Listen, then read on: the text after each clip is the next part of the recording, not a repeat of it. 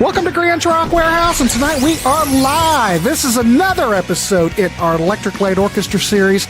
Tonight we're taking a look at 1983 Secret Messages and Balance of Power from 1986. We want to hear from you in the chat. What are your thoughts on these records? Grant is changing the world one track at a time on Grant's Rock Warehouse.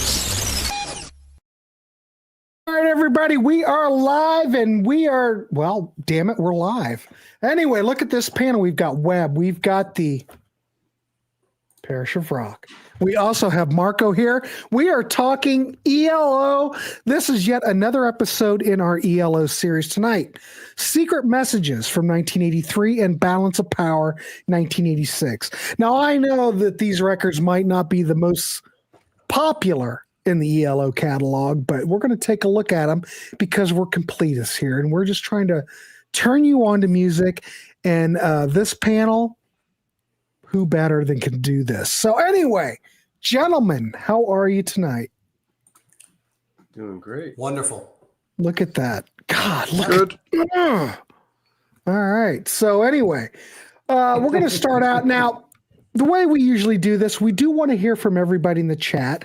I do want to throw out Nathan. Nice to see you. I appreciate you being here. Who else is here? Anthony Ferraro. According to Anthony, I am king, which is true because I'm King Arthur, damn it. Jay is here. Greg is here. Robin, do I know? Rob, Cool. I don't even know how to pronounce that. Sydney's here. Anyway, I want to thank everybody for Kim. We want to keep it interactive. So we split this show up into two halves, basically.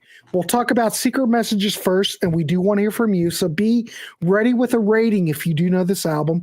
Second half, we'll talk about Balance of Power. Anyway, let's get started. I'm going to start it out with, well, what the hell? Let's freaking get real. Marco, do you want to start us out and talk us about Secret Messages?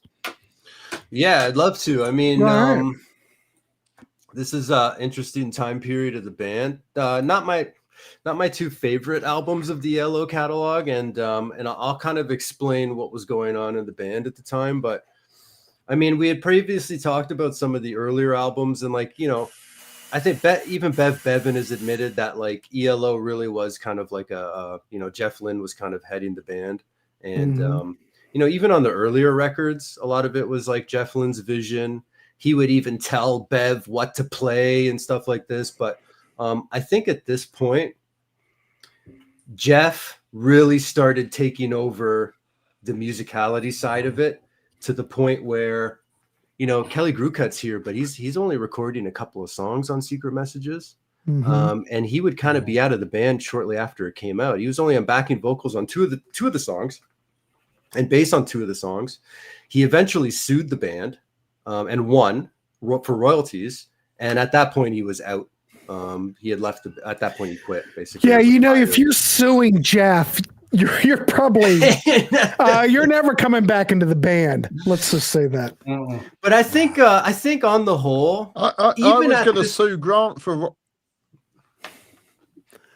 what? What were you going to sue me for? I was going to sue Grant for royalties, obviously, but then you said I couldn't come on the show anymore. So well, if I'm not making any money, you're not making any money. So.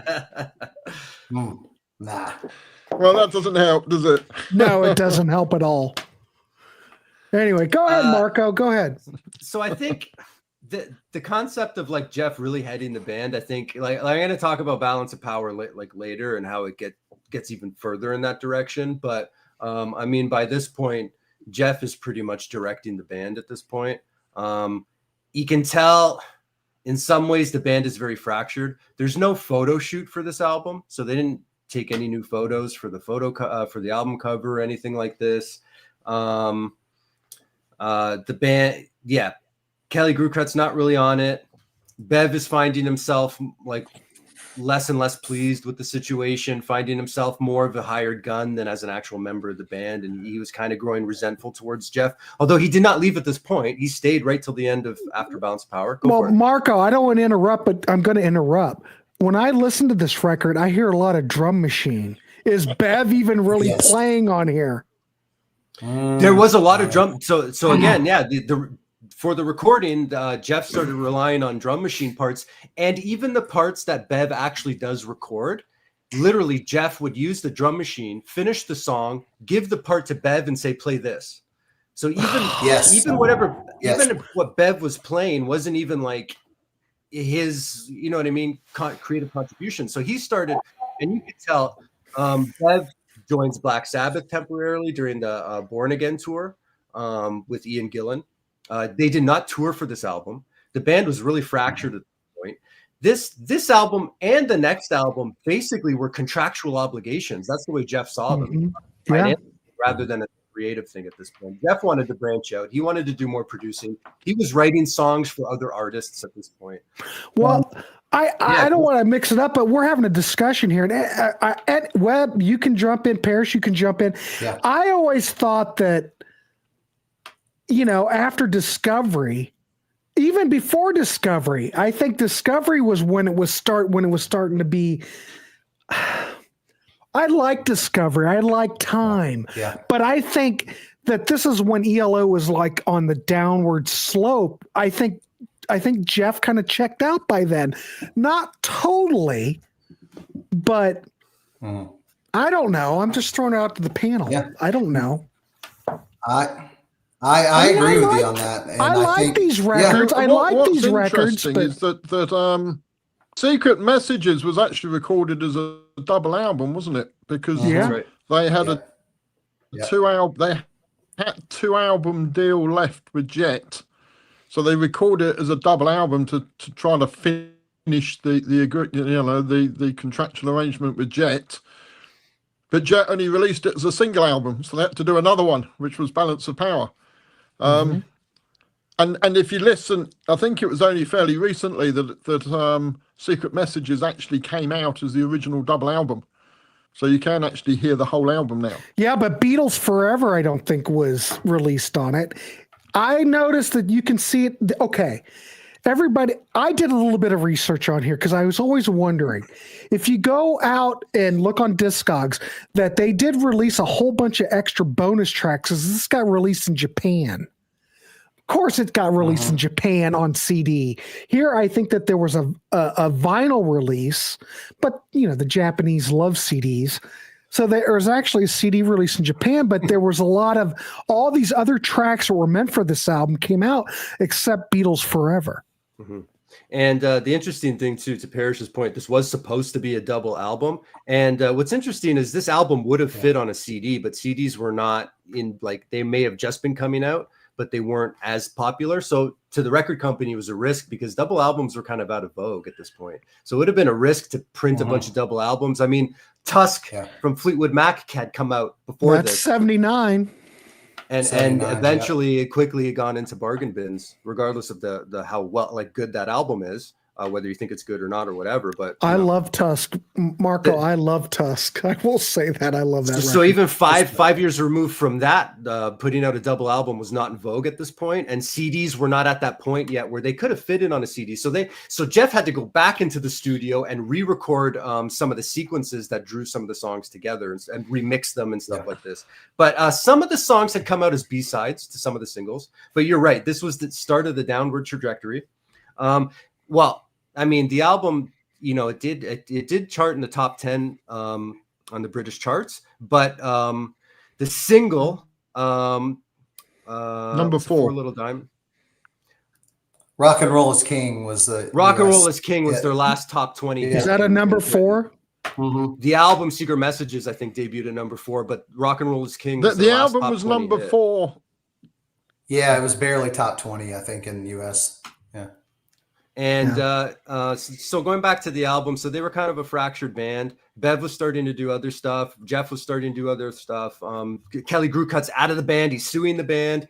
The album title Secret Messages was a play on previous people had suggested, or Christian fundamentalists had suggested that songs on El Dorado had secret messages if you played it backwards. Going all the way back to El Dorado, this was a play that kind of. But it was fun. Oddly enough, it actually stirred up some controversy, and I think the record company was a little afraid of pushing it too much in certain states. But anyways, So there was no tour for this album, very little promotion. The record company did some promo stuff, like they put out some secret message stuff and got fans to try to find out what the answer was, and they would win a prize or something like this. But at this point, it's kind of a contractual obligation from Jeff. There are some strings on this album. They brought some strings back. Mick Kaminsky's back doing violin. There's some strings on some of the songs. Train of Gold has some strings on it. That one of my more favorite songs of the album. Are we rating the album now? Well, you could if you wanted to. Well, I'll take your rating. If anybody's been following this series, when we do this live, we always do a rating. Go ahead. If you want to go ahead and give your rating, I'll take it. And then if anybody else in the chat wants to give their rating, if you've heard this record, and I want to make sure you guys have heard it, you can give your rating and I'll tally it up. We'll compare and contrast and see how we are. Marco, it's up to you. You want to give your rating?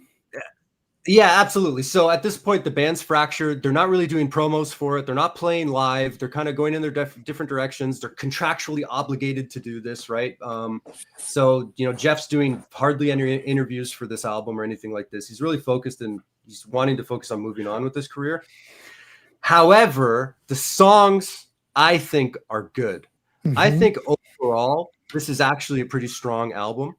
I think you could say it's kind of a Jeff Lynne solo album, but I mean, ELO was kind of a Jeff Lynne thing anyway. He was already like kind of helming the band before, but now I think there's more animosity between the members.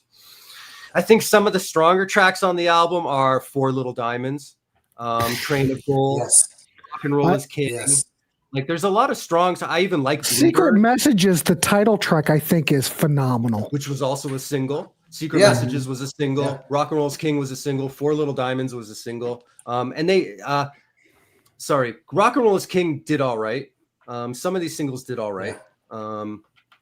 I think it's a pretty strong album. I think it's kind of an adjacent step sideways, where I think this album really kind of lines up with what they were doing in the 70s. And overall, I think it's a strong album. Those were kind of some of my more favorite songs. I'd give it a solid 7.5, to be honest. Even with all of the band turmoil and all of the how unsuccessful this album was and how ELO pretty much dissolved after the next album that we're going to talk about, I think it's a pretty solid album still. Not as one of my favorites, but a decent outing and pretty much a Jeff Lynne solo album, and it gets even more like that way with the next album. I must be an idiot for just talking about these two albums in one show, because I think Secret Messages could be a show within itself. But I'm going to throw this out to the panel. I'll keep it moving so we can do an hour. The thing is, do you think, because this was planned as a double album, the record company came down, put the kibosh on it. Do you think that put the kibosh on everything? So, we have no tour, no promotion, blah, blah, blah. Do you think that, come on, let's look at it like this. If this was intended as a double album, I can't imagine that Jeff was throwing in the towel or this was a contractual record. Why would he go to that extent if it was a contractual, just throwing it out to the panel? I just want your thoughts. On Spotify. Go ahead, Parish. I read. Go ahead, Parish. Go ahead. No, you go, Webb. Or whoever, somebody go. I'll go quick. I'll go quick. You go. So on Spotify, it's 70 minutes. So it's 17 songs. It's 70 minutes. So I don't think that's the same record. That's the extended version. Well, no, I think it's all. No, that would be the extended version. Yeah. The original release that came out after they cut it down is 11 tracks. Okay. Yeah. Right. It's about 40 minutes. Right. And so, but when I went on to listen to it, to give and go through the album, because I didn't really know it, I'm going through, I'm like, wow, 17 songs, 70 minutes. And then I said, okay. And then I looked and it was supposed to be a double album.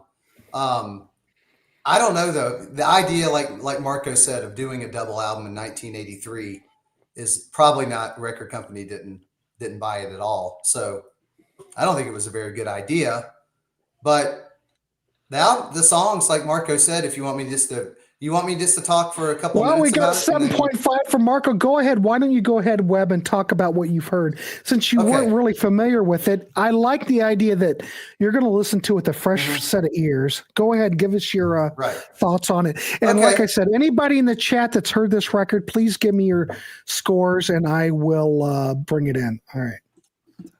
Okay, so everything is kind of a synth-driven tempo, right? Synth-driven rhythms where he's working with the drum machine, like Marco said, and then Bev comes in, I think, and kind of plays over the top of it.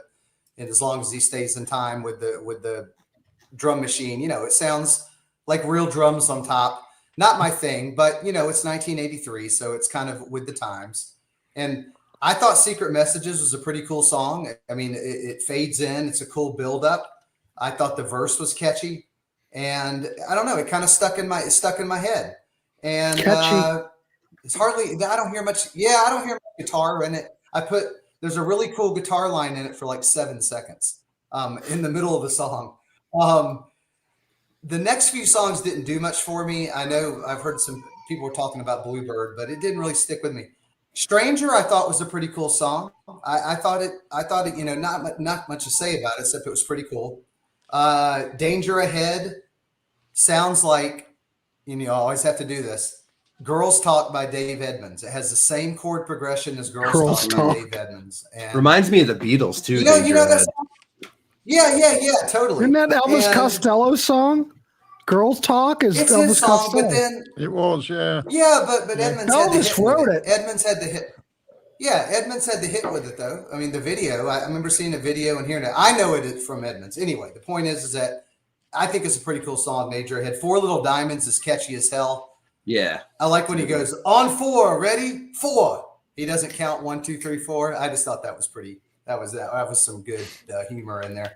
And I kind of thought Four Little Diamonds had a "Don't Bring Me Down" kind of vibe. Kind of following that kind of fun vibe a little bit. I mean, it didn't sound, but it just had that vibe. And then the only other 2 songs that I put that kind of caught me, "Buildings Have Eyes." I thought that was kind of a cool song. I'm kind of hearing 80s moody blues kind of sound to it too. And then Rock and Roll is King. I remember my parents loving that because it's a throwback to, 50s and early 60s radio with the piano stomp and the whamma, bama, rama, lama, whatever he says about, 12 times in the song, which of course is an earworm. So it wasn't that bad. Listen to it. I had only heard Rock and Roll is King. That's the only songs I had heard. And I'm not going to really go back and listen to the album much. I've added a couple songs on playlists, but I'd give it a 6. If I'm going to give it a rating, I'll give it a 6. Yeah. All right, cool. Because I like to hear live drums. I like to hear live drums being a drummer, and the programming is just that 80s, and then of course the next album is even more like that. But it's not my thing. It doesn't grab me. But hey, all right, cool. 6. Solid. Awesome. Thank you, Webb. Excellent. Let's start with, ladies and gentlemen. If I should have applause ready, the Parish of Rock. Parish, what's your thoughts on this? Well, I must be listening to a different album because unlike Time, which I thought Time was a very 80s synth sort of pop album. And apart from the title track, which I think does continue in that vein, the rest of the album to me actually sounds quite 60s. Okay. I just hear a 60s vibe all the way through. I agree. I do too. I agree the songs are good. I think that, I mean, does it sound like ELO? It does in patches, but not necessarily throughout. But I remember at the time thinking, oh, okay, this is almost... Train of Gold is almost like it could have been off on the third day, with the strings are back and even the melody and everything. Yeah, that's there's kind a few of like that, a good point, Marco. Good point. Yeah. Well, I was going to come to that, but absolutely. So, Secret Message is the title track. I actually think is the weakest song in the album. Loser Gone Wild, I think, is really good. I like the way it goes. From being a ballad and then suddenly goes changing tempo when it gets to the chorus. I really like that. I think that sounds quite old school ELO. Bluebird, I think, is a really good pop song, and in parts it sounds like the Beach Boys to me. It's almost like a homage to the Beach Boys with the backing vocals and the harmonies. Take Me on the Run. All of a sudden we've got guitars. Okay, they're acoustic guitars, but we've got guitars, which is good, and sounds ELO. Four Little Diamonds sounds like I Saw Her Standing There by the Beatles. It sounds like a Beatles rock and roll song to me. Four Little Diamonds, sounds a bit like Dire Straits' first album. So I can hear a bit of Dire Straits in there. Danger Ahead is actually a rock song, which I don't think a bit like it's moving towards a Traveling Wilburys, but I think that's really good. Letter from Spain, I think I quite like, because it's quite a short song, so it doesn't outstay its welcome. And then, as you say, well, I thought Train of Gold sounded like it was off Discovery, but it certainly sounds like an old 70s. The artist I'm about to reference made it across to you guys. But did you guys have Shaking Stevens? I know him. Yeah. Shaking I don't know Stevens, Shaking, in I the do early not know 80s him. in the UK. Yeah, he was huge in the 80s, early 80s in the UK.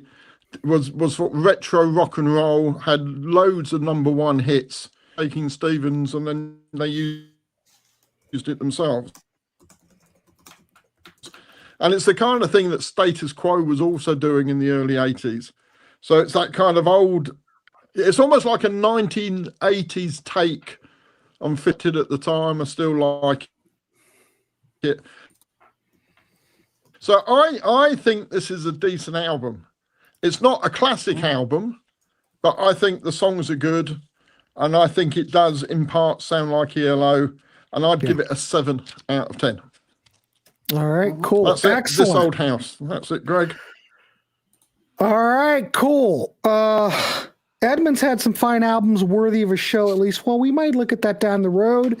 A lot of those Dave Edmunds albums really were rock pile albums with him. Yes. They were rock pile albums. Of course, it didn't say rock pile.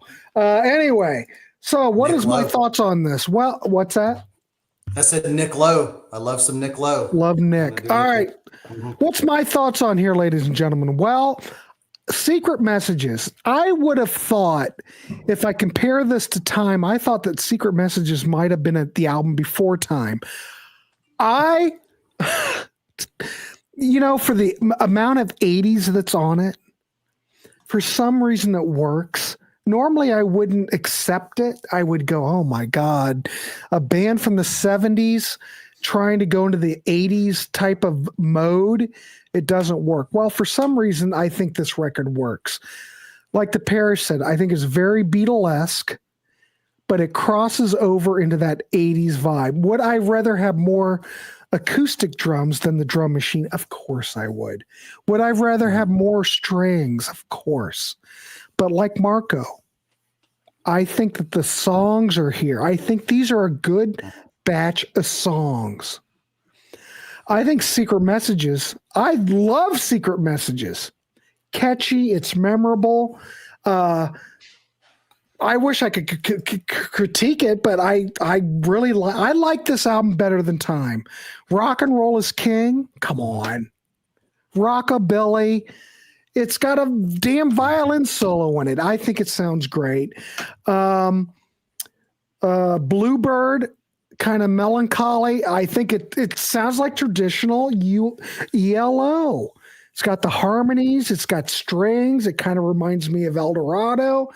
Yes, we've had those damn 80s drums, which I wish we didn't have. But I will just say that this seems like the last.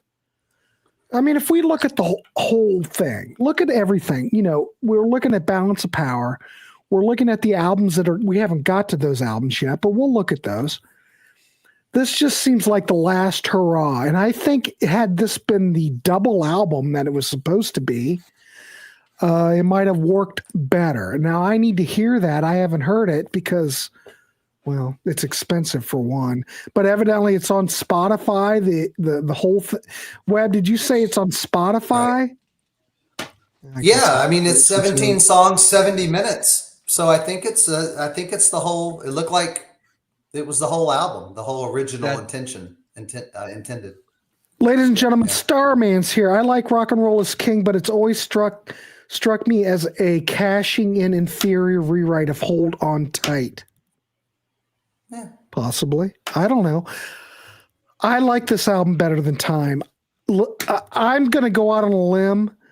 The thing is that this album is memorable. I think the songwriting's good. I wish we had more Bev. I would take less drum machine. But I think as a last hurrah for ELO, I'm going to give this an 8 because I really like this record. I can't help it. I like it. It is what it is. I think it has a lot to do with what Parish said. It's very Beatlesque. And I almost think that ELO kind of got more Beatlesque as they went on. Maybe it's a stretch. We all hear this stuff differently. Let me know what you think down below. Anyway. So I'm giving it an 8. Anybody else have anything? Just to add to. Well, Hot Garbage. I listened hold on. to the whole album, the double album today. Oh, you did? Okay.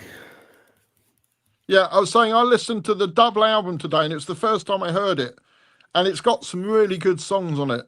No Way Out is a good rock and roll sort of almost like barbershop vocals in parts of it, with finger clicking straight out of West Side Story at the beginning. It's quite a fun song. I really like that. But Buildings Have Eyes is just a really good new wave. Could almost be somebody like the Cars, somebody like that. It's just a great new wave. How it didn't make the album, I think it's one of the best tracks across the whole double album, actually. Maybe it just didn't fit the vibe. Maybe that was the problem. But I thought Buildings Have Eyes was a great song. And I think maybe 83 was a bit late, but I'm surprised that wasn't released as a single. I think that could have been a hit. It's a really good, as I say, it's almost like a Cars song. So I definitely think it's worth having a listen to the whole album, the whole double, what would have been the double album. Because I think there's some great tracks. So Parish, if you've listened to the whole double album and you compare it to the single album that's been bastardized, do you think that the whole record, even though it doesn't have Beatles Forever on it, do you think it's a better record than the single release? Do you think that it would have been a better record? I do, but maybe that's because it's got some fresh songs on it that I hadn't heard before, which I really liked. Whereas the other album, I've obviously known it for 40 years. But yeah, as of today, I think that double album is really good. All right, God darn it, I'm sold. If you can track it down, now I know that came out, they released it on vinyl. I think it might be a 2 LP set. I'm sure it's out of print, but the CD did come out in Japan with all the tracks. So if you can track it down, I don't know if there are any available. It's probably expensive. That'd be another way to get it. Hot Garbage Secret Messages remaster has 14 songs. Yeah, but we're not talking the latest remaster. The latest one in Japan, that's the one you want to get. Jay's going final track listing 5.5, 6.0 original. So Jay's coming in. He thinks it's stronger with the original track listing. Interesting. All right. I'm going to count your 6.0 because we really can only base it on the original album. Anybody else have anything to add? We'll tally this up. I think I've got all the scores here. Anybody else? Any panel? Anything else you want to add? All right, let's calculate. Well, go ahead. When I'm hearing buildings have eyes, that wasn't. You're telling me that what? Because I'm just looking through it, and I went right to that song and said it was awesome. That wasn't on the original 11. No. Is that what you're saying? It was not. Okay. Right. And was Four Little Diamonds? Yes, it was Yeah. on the original album. Okay. Yeah, Okay. that's a single. Okay. I think, too. Yes. And see, yeah. Rock and Roll is King came out even, I think, before the album came out. Rock and Roll is King. Yeah. It was a Because single. when So on I- Spotify, let me read you the last 5 Yeah, songs. probably. All right, go ahead. Okay, so Rocket, Mandalay, Time After Time, After All, shorter version, Hello, My Old Friend, in the buildings. So I guess the last song was, I mean, it has No, Train it's- of Gold. It's not. Mandalay is cool. But no, Yeah, that's not on the Mandalay original. wasn't- No, the when you Okay. look at it, Yeah. what they've done is 17. not only have they added extra songs, but the actual track listing is different as well. So Yeah, okay. it's not got the same tracks in the same order from the original album. Okay, cool. Yeah. All right. God, I'm so intrigued. I've got to hear it. Because I listened to it on Spotify today because I'm away from home, and it really threw me because I was thinking, hang on a minute, that's not the next song. It doesn't go in that order. But how does it flow, though? Does it flow okay, though? It's good. Yeah. Okay. Well, All right.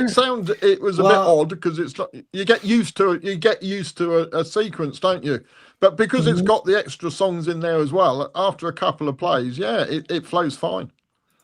I'd imagine that Yeah. the way the way it was originally supposed to be recorded is what this extended version is, and that's the way it's supposed to Yeah. flow. Because Jeff had to go back in the studio and remix it to flow with the new shorter sequence. So when they But did what the about 11 Beatles- songs, that was remixed. But what about Beatles Forever? Where was Beatles Beatles Forever? Because it didn't come out. Where was It's it? never, in the it's never been released.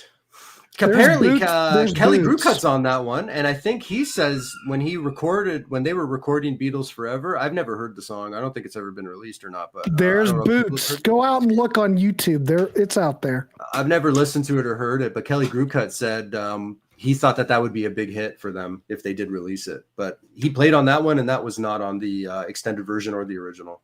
Does anybody know in the chat? I know we got to go to the next record, but does anybody know in the chat why that wasn't re-released? Why did Jeff keep that off the record? Please. Well, can I chime in. share something about that actually? Go So ahead, apparently please Beatles Forever references a lot, like a few different Beatles compositions and songs and lyrics and stuff like this.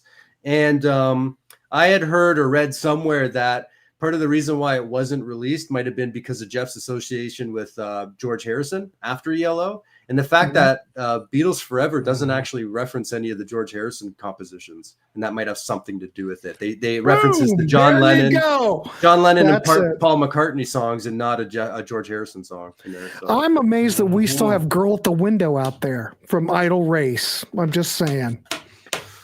So it might be a little bit of embarrassment on Jeff's part that his big hero, because he was kind Oh of my God. he was kind of starstruck when he met George. Ladies and gentlemen, when Balance we of have Power to came out. we have to take a brief moment because Carol Arthur, my loving wife, is in the chat, which never happens. Wow. Please give her a warm embrace, ladies and gentlemen. There Hi, she is. Carol. I'll be darned. She's in Florida right now, living it up. So she's probably out Welcome. with the sisters having fun. So Excellent. Starman says Jeff's never discussed it, but I'm sure he found it embarrassing piece of idol worship, which I think is the reason, considering he later became close and professionally involved with the other three. I think that Starman, Marco, I think you guys have nailed it. All right, we went way over on this one. We need to go to the next album. I'm going to calculate everybody's, but see, we could have done a damn show on this record. This is a fascinating album. I am totally fascinated with this record. Anyway, so let's get our score. We have a total of a 6.9 out of 10. 7. Yeah. A 7. Yeah. 7. Panel, are you good with that? Yeah, I'm cool with that. All right, Yeah. cool. Yeah. All right. I will Excellent. say the more I listen to it, the more I like it. So I said a 6, but I've only listened to the album like 4 times now. So it does get better the more I listen to it. So I come back in a year and I probably say a 7.5, 8. Jeff is going fair enough. Hot garbage 7 is fair. All right, I think everybody's here. DC, who is up here in up north, says it's better to be warm in Florida next week. Here we go. No filibusters. Woo! All right, here we go. Freezing in Florida also. Is it? Christina, are you in Florida? Yeah. I guess I don't know where you are. All right, let's go to our next record. I'm going to throw it over to Marco to keep it going. Marco, Balance of Power, 1986. Your thoughts? Yeah, so interestingly, they had kind of moved away from the strings with like Time and stuff like this, and then kind of started bringing them back with Secret Messages. Now they're completely gone again. There's no strings on Balance of Power. In fact, there's even a saxophone section. There's a horn section on this, which is quite interesting because that had never been done on an ELO record. As I had mentioned before, at this point, Jeff is basically just handing the arrangements to the other members and saying, play this. In fact, I don't even know if Jeff or if Bev is even on this. I think it's at this point, he's basically utilizing just drum machines and things like this in the studio. Again, this is kind of like a Jeff Lynne solo album. In that regard, he's the helm of the band here. They're still together. So now they're a 3-piece because Kelly's gone. So it's just Bev, Richard Tandy, and Jeff on this album, like as official ELO members. This album came out, I think, again, I think the album charted well, but none of the singles did very well. Calling America was their last single to be a top 20 in the States. Mm-hmm. Yep. It's So Serious was another single, but it didn't really do much at all. Getting to the Point was another single, didn't really do much at all. And this might have been a signal to the world that maybe the world was just kind of moving on from ELO. I think. Look at that album cover too. Yeah, it kind of reminds me of. It looks like 90125. Yeah. Although less progressive than like Time, even. Like I found Time a little more progressive.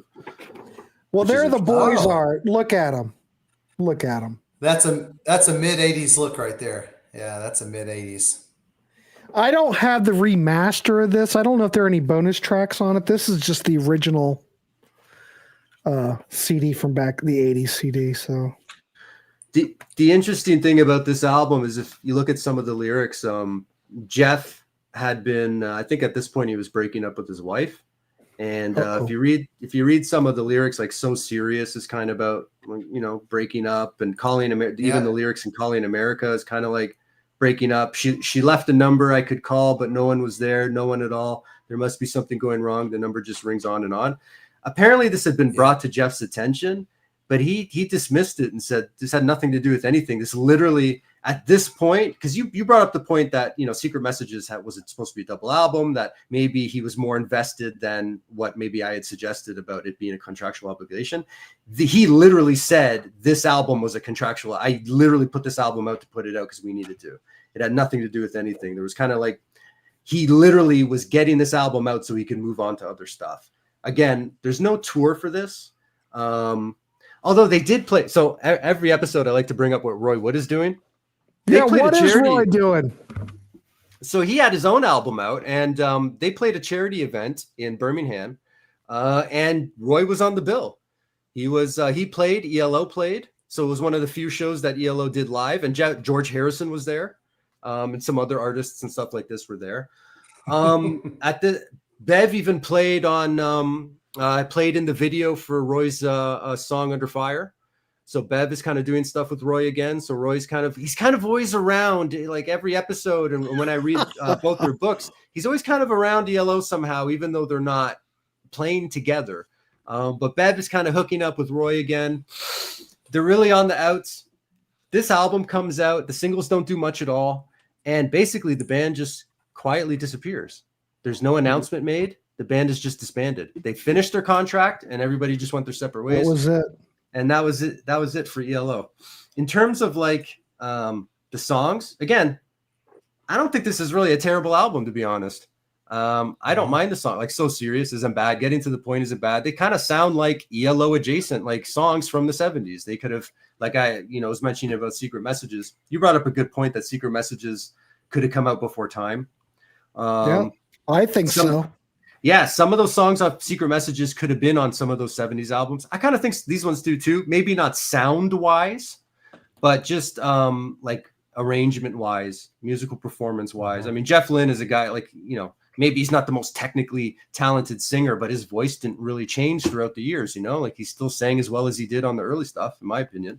And I kind of think, though, it's probably my least favorite of the initial run of ELO albums. Like I had mentioned, Getting to the Point, So Serious, not bad, whatever. Calling America, not bad. Endless Lies is on this, was supposed to be on Secret Messages. Heaven Only Knows, the song that opens the album, not bad. I'd probably rank this like a 7. I think a lot of the songs that aren't the singles aren't very memorable, but I do think that it's not a terrible album. I can listen to it and it's not unpleasing to listen to, if that makes any sense. So you don't feel that this is too far out from the original ELO sound, so to speak? You can handle this. This doesn't bother you. I mean, it really, to me, it doesn't. I mean, you compare this to Secret Messages, it's quite a step forward, I think. But, it was the mid 80s. What are you going to, everybody was doing this, Yeah. I'm not like Secret Messages is okay and Balance of Power is okay, but like I don't think either of them are terrible albums. I don't think this is like a terrible album. I think if anything, it probably should have been a Jeff Lynne solo album, and I think it might have been received a little bit better at this point. And he was itching to get out of the band anyway, so it's kind of his heart wasn't really into it. But he wrote all the songs like he wrote all the other songs. You know what I mean? Yeah. Like he was doing the producing like he had produced the other albums. Like there's no strings on this, but there wasn't any strings on Time. You know what I mean? The saxophone kind of throws me off a little bit because that was something that they never had done before, or the horns or whatever that they added on this. So, I think it's fine. Ashley, what would you give this? If you're shocked at 7, what is your rating? I don't think he liked it. DC comes in not ELO as we knew, but I think has a lot of great pop. If you go on expecting ELO, you will be disappointed. So you kind of have to open your mind. Can't compare it to anything that came before. Mm-hmm. I get that. All right, so we got a 7. Yeah. Wait a minute. Greg's coming in with the 6. Again, you know what? Let me change that. We're changing. Go ahead. Yeah. I could move it down to like a 6.5. 7 is decent. If you feel 7, stick at 7.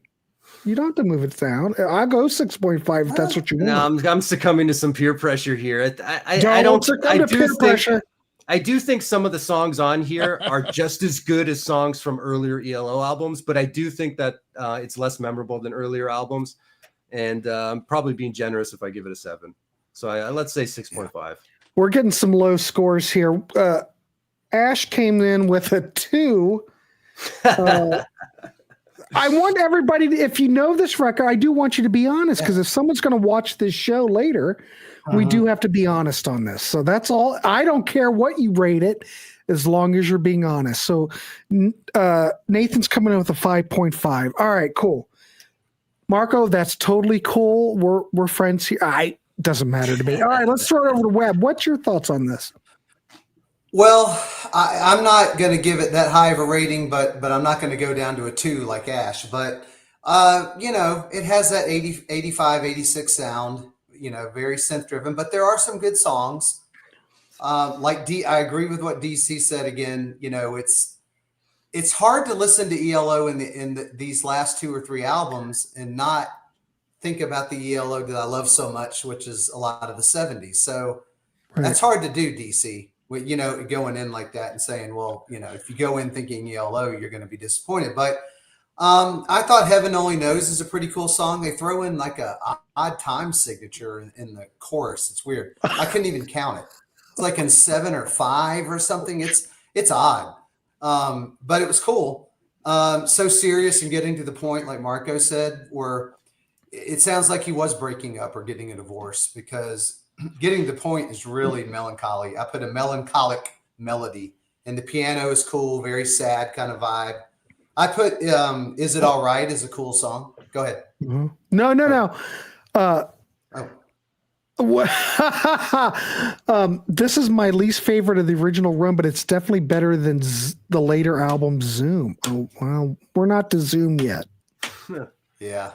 We'll see. I don't have a problem with Zoom. Go ahead. But to Webb's point, Well- like getting to the point, so serious, they could have been on Discovery, in my opinion, right? Oh, so it's yeah. like they're just as good as that stuff to me, really.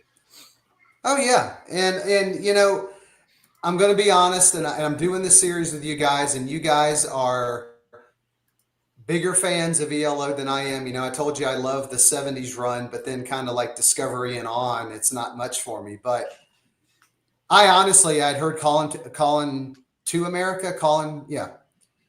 I don't know if I knew this album existed 6 months ago. So when I listened to it, I'm just being honest. I didn't know. You got to be honest in the Warehouse. Mid 80s, I wasn't listening. I was listening to a lot of heavy metal and stuff. I wasn't, I was listening to a lot of stuff, but this is not what I was listening to when I was. You just caused the fog machine to go off.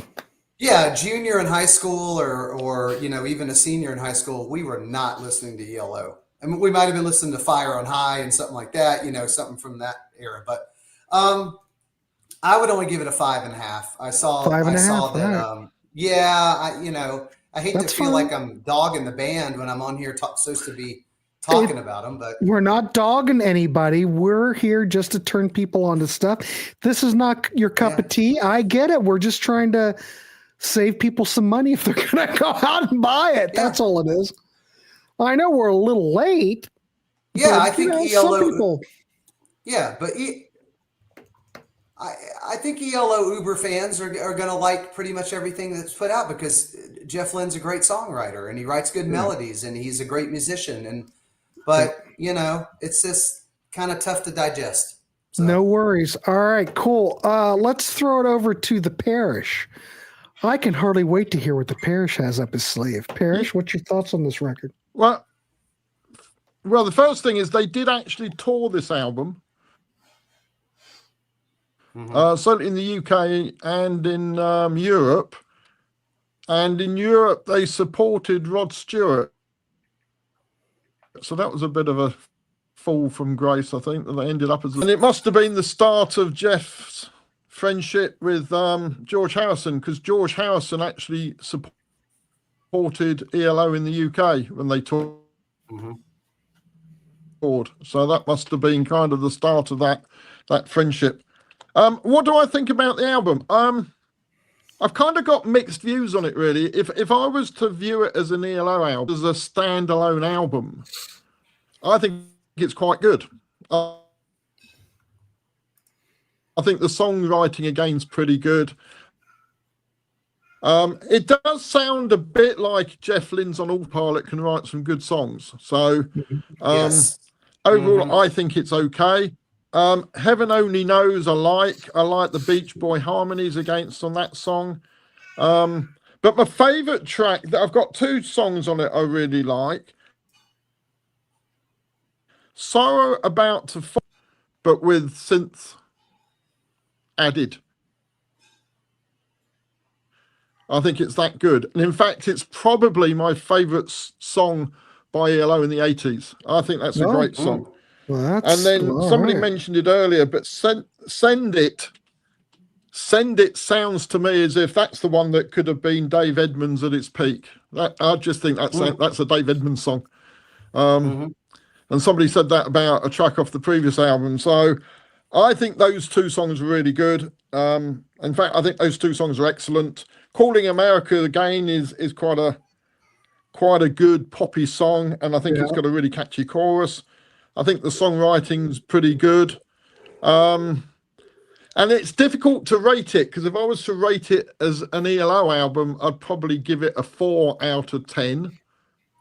But if I rate it as a standalone album, maybe a Jeff Lynne solo, I'd probably give it a 6.5. So I think I'll go with a 6. All right. Kind of somewhere in between. So I'm going to give it a 6 out of 10. I'll give it all right. That's good. Oh my God, Parish, you nailed it. It depends upon how you look at it. Now, usually when we're trying to look at these records, I mean, really, you should be able to look at these records as a standalone. You shouldn't compare what came before or what came after. It's hard to do. You know, we all have biases and we all look at this stuff. But if you look at it as just a Jeff Lynne solo album, it kind of fares better. But if you're looking at it as ELO, you're looking at it and you're scratching your head. After I heard the Parish, it kind of makes me wonder how I want to rate it. It does say ELO though. So it is an ELO record. But it doesn't almost say all the Electric Yellow Light albums were kind of Orchestra. like Jeff Lynne solo albums anyway, though, other than maybe the first few. You got a damn good point. True. He wrote all Marco. the songs. He Marco. wrote all the lyrics, definitely except for the first album. Well, it's always been a Jeff Lynne solo project ever since Roy left. Yeah, Wrote but there all were the lyrics in the on every song. 70s there was an ELO sound that was Yes. created by the rest of the band members. It New may have World been Record. Jeff Lynne who wrote and produced it, but the cellos and the violins and the pianos that helped create the sound. Yeah. So I don't think it was it was all Jeff Lynne, Yeah. but I think once you get to the 80s, it doesn't sound like a band effort anymore. It sounds like a Jeff Lynne solo. I think a New World Record was the peak. I think that's their New their best World Record. album. Yeah. New World Record was the peak. That when I listen to that, of all of them. yeah. So, all right. Now I'm converted. All right. Well, what would I rate this? Damn it, Parish. It's not a bad album. record. It's not that bad, yeah. I'll give it a 6. I'm going to go with what the Parish said. If you can just separate yourself from it, Jeff Lynne cannot write a bad tune. Come on. Yeah. Marlon's coming in with Bev. Well, there's barely any Bev on here, Marlon. Nah, Bev's not. Yeah, he's there. Maybe he's there somewhere. Here we go. Starman's coming in. I wish Jeff did what Roy did in Wizard. Give the B-sides of the singles to the individual members. Yeah. It would have added more diversity to their style and given those talented guys some royalties. That's true. Yeah. There you go. Starman is coming in. Starman's the man. Jeff Lynne has more Starman money is than the he can count, shit. so I don't think he cares what anyone thinks. Oh, he does. He watches this show every episode, and he gets quite upset if we give him a bad score. Oh crap! Also, He's Jeff sick, Lynne. too. This is. In fact, he cancelled his gig in London after our last show because we gave him a It's bad true, score. he did. Oh, damn it! Jay's coming in with a 6. This is going to be interesting to see what we have on this. Anybody else? We're at 7:50. I got 5 minutes. Anybody else have a rating out of 10 that they want to give me real quick? If you have not, Marlon, do you know this track? I don't think so. I think most of Jeff's songs are strong. Come on. Yeah, Marlon.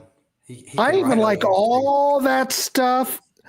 Marlon, have you heard all the Idle Race stuff? It's a program, Bev. Well, I know. But even like I said, apparently even when he wasn't drum machining it, he would go to Bev and tell him what to play, like vocally. You know what I mean? Like Cretin. he was directing Bev what to do even before the drum machine. Garbage is coming in with a 7.5. We're getting a lot of input on this record. 6 out of 10. We got a 6 out of 10. All right. Well, okay. Marlon's going. Half of the material after Out of the Blue is lamer stuff. Yeah, Okay. I kind of agree with him. All Not right. to be curmudgeonly. Greg says Marlon needs to stop candy coating things. Damn it, Marlon. Quit candy coating everything. Well, Cretin All right. popped in. Cretin's getting ready for our next show. There's a 2 CD comp Idle Race available in the UK. It's really good. Yes, I have that. It's really good. There was a single disc comp that might even sound better, but the 2 CD Complete Idle Race is very good. Out of print. It's been out of print for years. Did you get my 7.5? Yes, I did, Cretin. Damn it. I'm listening to you. You've got your finger on the pulse. Marlon's coming in with a 5.5. Thank you, Marlon. One of the Marlon. few times Marlon has weighed in with a score. Damn it. God, it's a beautiful day. That idle race, back to the story. Yes. The birthday party is vastly superior in mono. Starman, you might have something with that. All right, well, let's see what we've got. As we know, we have the other album. Damn it, what was that record again? Secret Messages came in with a 6.9. This record, we are going to tally, and we've got a 5.8. I think that's well. fair. Don't let Jeff watch the show, Parish. Parish, don't let Jeff watch it. Don't let Mr. Lynn watch it. So we have a 5.8. Mind you, I think it was Ash that brought that score down. Of course it Yeah, was. with the Ashley tube. always brings it down. It's almost All the right. same. And the Aussie. What's that Aussie doing? He's bringing it down. Fair enough. I think everybody's pretty satisfied. We all voted on this together. It's a group effort, so I'm good with that. Christina loves sticks. For anybody who's interested, she loves sticks. All right, kids, we can wrap this dog up. I want to thank the panel tonight. Webb, the Parish, Marco. Damn it. We will be back. We're still not done with ELO. We've got more records to talk about. So we will be back next month. I will be sending Marlon, Secret Messages got a 6.9. 5.8. Oh, Secret Messages got 6.9. Secret Messages got a Balance 6.9. of Power got 5.8. Yeah. Calling Americans So Serious is at least a 5. Starman says this has been great. Starman, I appreciate it. I appreciate you coming on. Oh, look at Marlon. It is a 6.9. Oh, well, yeah, right. Sorry. I'm a monkey. All right. Who doesn't love sticks? Freaking Sydney loves sticks, for God's sakes. All right, we'll wrap this dog up. Gentlemen, we will be right back with the Stick Show with Cretan. We will see you. Please like, subscribe if you haven't. We'll be back. We'll see you next month. Keep it clean, everybody. Bye, guys. Bye.